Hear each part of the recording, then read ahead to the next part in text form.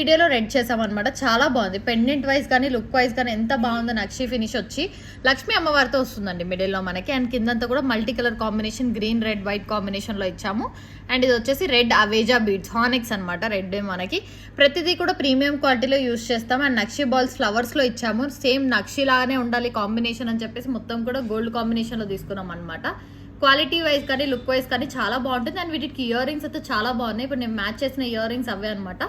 Set matching ear rings నేను అయితే పెట్టుకోవడం జరిగింది. చాలా బాగుంది. ఓవరాల్ లుక్ అయితే చాలా బాగా వస్తుంది మనకి, ఫినిషింగ్ కానీ ఓవరాల్ లుక్.